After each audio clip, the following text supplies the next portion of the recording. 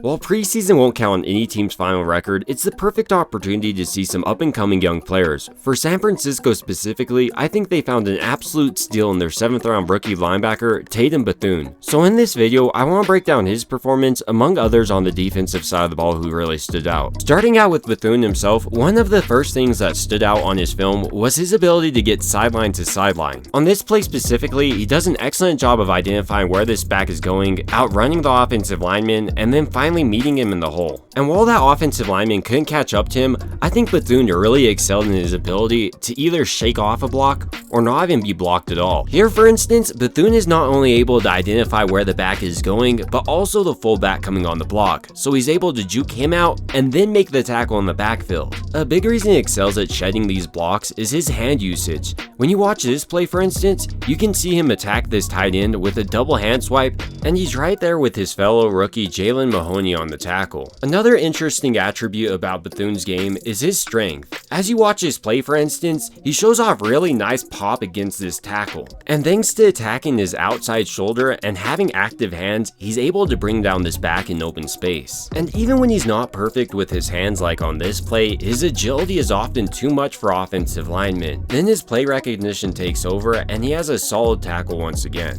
And even when Bethune has to meet an offensive lineman in the hole, he does an excellent job of initiating the contact and then shedding the block. And while it might not be any surprise how solid he is against the run, as he led Florida State with 70 tackles last year, he's also surprisingly good against the pass. On this play specifically, Bethune is in zone coverage on the opposite side of where the quarterback's targeting his wide receiver, but he sees that the quarterback's going in that direction and closes quickly. Another 7th round selection linebacker who really stood out was Jalen Graham. His best play on the day had to be the sack though, where he showed off the strength he put on this offseason, absolutely destroying this back before recording his sack. Another player that I think's really benefited from the tutelage of Johnny Hollins has been Curtis Robinson. Throughout this preseason, he looks like one of the more dynamic players on San Francisco's defense. On this play, he's able to bat down the pass, and then you'll also see him chasing down the run going the opposite direction. And it's not like Robinson just looked good against the Saints backups. Here, for instance, he beats Taysom Hill's block and then finds the back for a loss. Moving off San Francisco's linebackers and into their safeties, their other rookie, Malik Mustafa, continues to make plays. His best was probably here where he was San Francisco's last line of defense.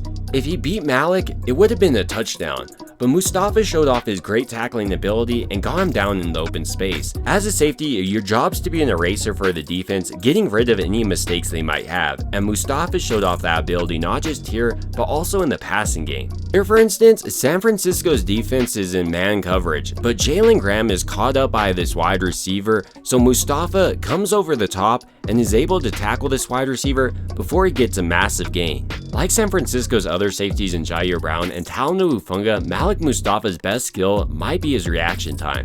Here, he's able to quickly identify the quarterback targeting his man and then brings him down for only like a 2-yard gain. San Francisco's other safety, Jalen Mahoney, also showed off pretty great run fits. Here, he was playing more like a box safety role and was able to get a tackle on this back. Arguably the best hit of the day had to go to San Francisco's 2nd-year player, Jair Brown out of Penn State. Brown reacts so quickly on this play, in fact, it's hard to tell if he's coming on the blitz or not, but regardless if it is a blitz, he does an excellent job of beating this wide receiver's block and then bringing down the back for a loss of yardage. Brown headed into his 2nd year might have a real shot of being an all-pro player if he keeps this up. Moving off San Francisco's safeties and into their corners now, their rookie Renardo Green also had himself a pretty good day. His best play probably was this pass breakup though, where he was able to identify this wide receiver going on and out, and then closed on this ball quickly. Throughout this offseason, Nick Sorensen has been putting Green inside the nickel back spot, but recently he's been moved to the outside. So that's pretty interesting flexibility offers San Francisco's defense going forward. And with Isaac Adams still recovering from an ankle injury, Green might see the field sooner rather than later.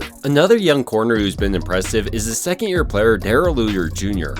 On this play specifically, he does a good job of identifying the quarterback targeting his man and then blowing him up before he has a chance to reel it in. Luter's physicality also carries over to his run fits where he shows off little fear. And then in crunch time, with the quarterback targeting his man in the 4th quarter in the end zone, Luter Jr. broke up the pass and gave up no penalty. So heading into this year, I definitely think Darrell Luter Jr. will make the 53-man roster and is one of San Francisco's better corners. Outside of San Francisco's secondary and into their defensive line room, I thought Robert Beal Jr. really stood out this game as well. His best attribute has to remain his athleticism. There's frankly just not too many defensive ends who would be able to chase down a back on the opposite side of the plate, but thanks to his 4.48 40, he can.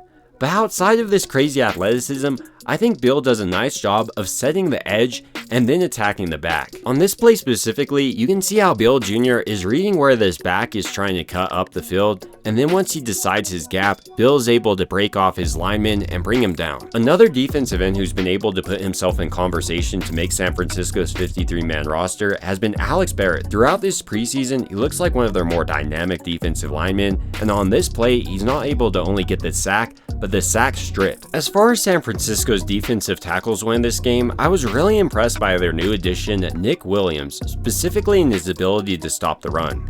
On this play, for instance, this guard can get zero drive on him, and then when the back tries to cut up the field, Williams is able to judo toss him to the side.